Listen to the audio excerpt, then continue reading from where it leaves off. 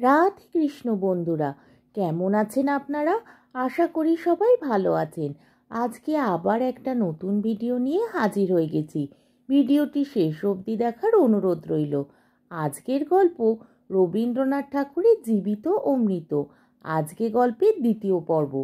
কাপড়ে কাদা মাখিয়া অদ্ভুত ভাবের বশে ও রাত্রি জাগরণে পাগলের মতো হইয়া কাদম্বিনীর যেরূপ চেহারা হইয়াছিল, তাহাতে মানুষ তাহাকে দেখিয়া ভয় পাইতে পারিত এবং ছেলেরা বোধহয় দূরে পালাইয়া গিয়া তাহাকে ঢেলা মারিত। সৌভাগ্যক্রমে একটি প্রতীক ভদ্রলোক তাহাকে সর্বপ্রথমে এই অবস্থায় দেখিতে পায়। সে আসিয়া কহিল, মা, তোমাকে ভদ্রকুলবধূ বলিয়া বোধ হইতেছে। তুমি এ অবস্থায় একলা পথে কোথায় চলিয়াছ? কাদম্বিনী প্রথমে কোনো উত্তর না দিয়া তাকাইয়া রহিল। হঠাৎ কিছু ভাবিয়া পাইল না।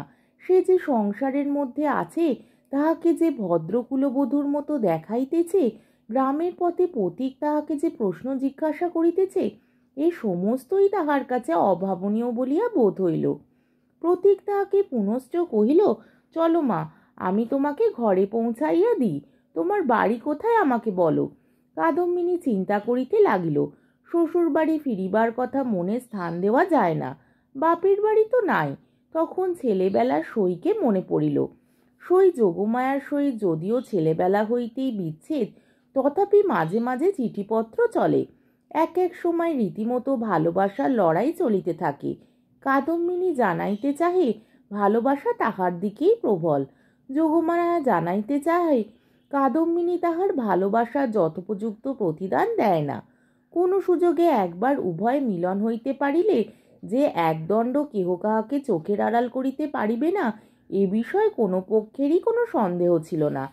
কাদম্বিনী ভদ্রলোকটিকে কহিল, নিচিন্দাপুরে শ্রীপতিচরণবাবুর বাড়ি যাইব।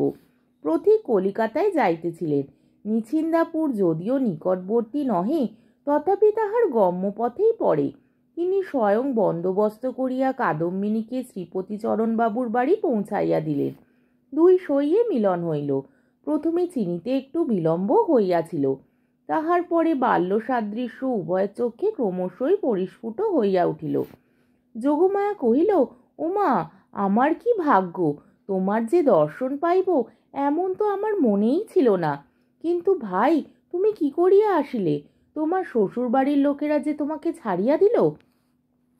কাদম্বিনী চুপ করিয়া রহিল। অবশেষে কহিল, ভাই, শ্বশুর বাড়ির কথা আমাকে জিজ্ঞাসা করিও না।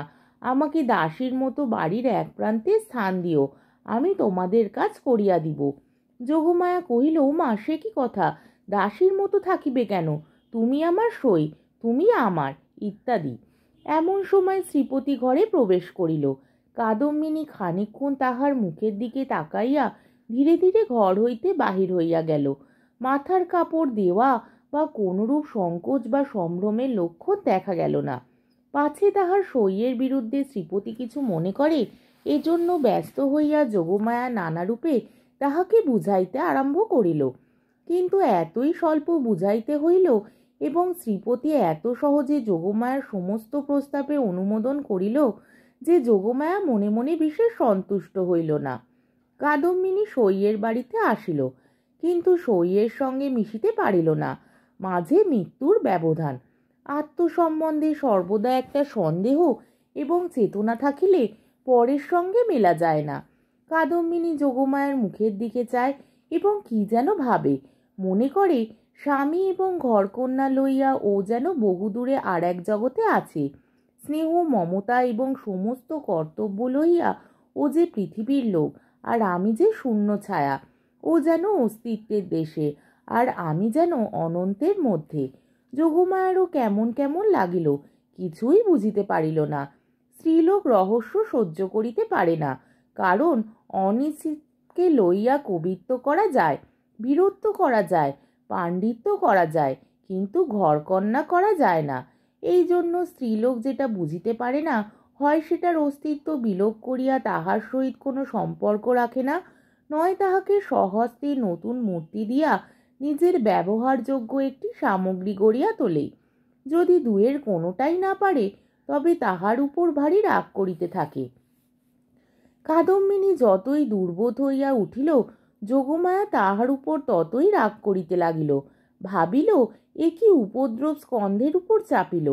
আবার আর এক বিপদ, কাদম্বিনীর আপনাকে আপনি ভয় করে। সে নিজের কাজ হইতে নিজে কিছুতেই পালাইতে পারে না। যাহাদের ভূতের ভয় আছে তাহারা আপনার পশ্চাৎ দিককে ভয় করে। যেখানে দৃষ্টি রাখিতে পারে না সেইখানেই ভয়। কিন্তু কাদম্বিনীর আপনার মধ্যেই সর্বাপেক্ষা বেশি ভয়, বাইরে তার ভয় নাই। এই জন্য বিজন দ্বিপ্রহরে সে একা ঘরে এক একদিন চিৎকার করিয়া উঠিত এবং সন্ধ্যাবেলায় দীপালোকে আপনার ছায়া দেখিলে তাহার গা ছমছম করিতে থাকিত। তাহার এই ভয় দেখিয়া বাড়ি শুদ্ধ লোকের মনে কেমন একটা ভয় জন্মিয়া গেল। চাকর দাসীরা এবং যোগমায়াও যখন তখন যেখানে সেখানে ভূত দেখিতে আরম্ভ করিল। একদিন এমন হইল, কাদম্বিনী অর্ধরাত্রে আপন শয়নগৃহ হইতে কাঁদিয়া বাহির হইয়া একেবারে যোগমায়ার গৃহদ্বারে আসিয়া কহিল, দিদি দিদি, তোমার দুটি পায়ে পড়ি গো, আমার একলা ফেলিয়া রাখিও না। যোগমায়ার যেমন ভয়ও পাইল তেমন রাগও হইল। ইচ্ছা করিল তদ্দণ্ডে কাদম্বিনীকে দূর করিয়া দেয়। দয়াপরবশ শ্রীপতি অনেক চেষ্টায় তাহাকে ঠান্ডা করিয়া পার্শ্ববর্তী গৃহে স্থান দিল। পরদিন অসময় অন্তঃপুরে শ্রীপতির তলব হইল। যোগমায়া তাহাকে অকস্মাৎ ভর্ৎসনা করিতে আরম্ভ করিল। হ্যাঁ গা, তুমি কেমন ধারালো!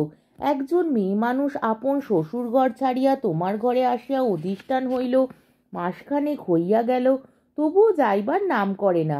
আর তোমার মুখে যে একটি আপত্তি মাত্র শুনি না। তোমার মনের ভাবটা কি বুঝাইয়া বলো দেখি। তোমরা পুরুষ মানুষ এমনই জাতি বটে। বাস্তবিক সাধারণ স্ত্রী জাতির পরে পুরুষ মানুষের একটা নির্বিচার পক্ষপাত আছে এবং সেজন্য স্ত্রীলোকেরাই তাহাদিগকে অধিক অপরাধী করে। নিঃসহায় অথচ সুন্দরী কাদম্বিনীর প্রতি শ্রীপতির করুণা যে যথোচিত মাত্রার চেয়ে কিঞ্চিত অধিক ছিল, তাহার বিরুদ্ধে তিনি যোগমায়ার গাত্রস্পর্শপূর্বক শপথ করিতে উদ্ধত হইলেও তাহার ব্যবহারে তাহার প্রমাণ পাওয়া যাইত। তিনি মনে করিতেন, নিশ্চয়ই শ্বশুরবাড়ির লোকেরা এই পুত্রহীনা বিধবার প্রতি অন্যায় অত্যাচার করিত, তাই নিতান্ত সহ্য করিতে না পারিয়া পালাইয়া কাদম্বিনীর আশ্রয় গ্রহণ লইয়াছে। যখন ইহার বাপ মা কেহই নাই, তখন আমি ইহাকে কি করিয়া ত্যাগ করি, এই বলিয়া তিনি কোনরূপ সন্ধান লইতে ক্ষান্ত ছিলেন এবং কাদম্বিনীকেও এই অপ্রীতিকর বিষয় প্রশ্ন করিয়া ব্যথিত করিতে তাহার প্রবৃত্তি হইত না। তখন তাহার স্ত্রী তাহার অসার কর্তব্য বুদ্ধিতে নানা প্রকার আঘাত দিতে লাগিল। কাদম্বিনীর শ্বশুর বাড়িতে খবর দেওয়া যে তাহার গৃহের শান্তি রক্ষার পক্ষে একান্তই আবশ্যক, তাহা তিনি বেশ বুঝিতে পারিলেন।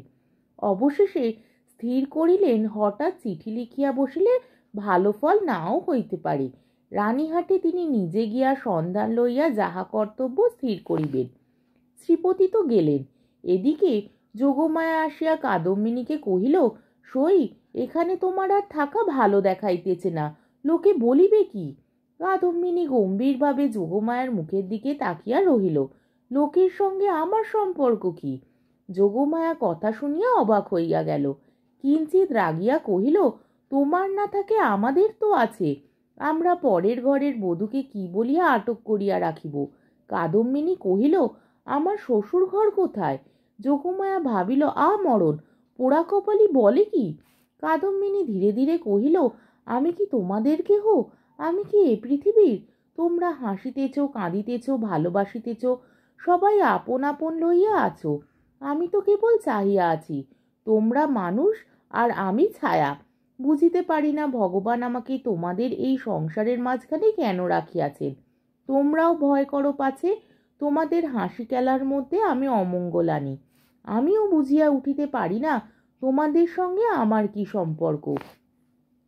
কিন্তু ঈশ্বর যখন আমাদের জন্য আর কোনো স্থান গড়িয়া রাখেন নাই, তখন কাজে কাজেই বন্ধন ছিঁড়িয়া যায়, তবু তোমাদের কাছেই ঘুরিয়া ঘুরিয়া বেড়াই।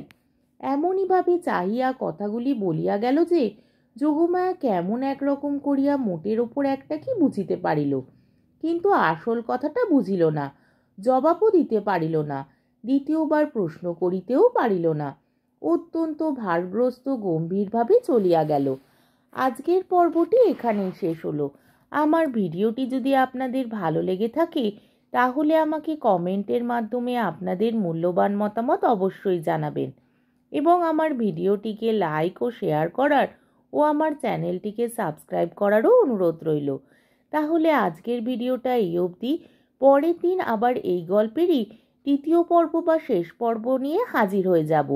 ততক্ষণ পর্যন্ত আপনারা সবাই ভালো থাকবেন, সুস্থ থাকবেন, সাবধানে থাকবেন এবং আমার ভিডিওটি দেখতে থাকবেন। তাহলে আজকে আসি। রাধে কৃষ্ণ।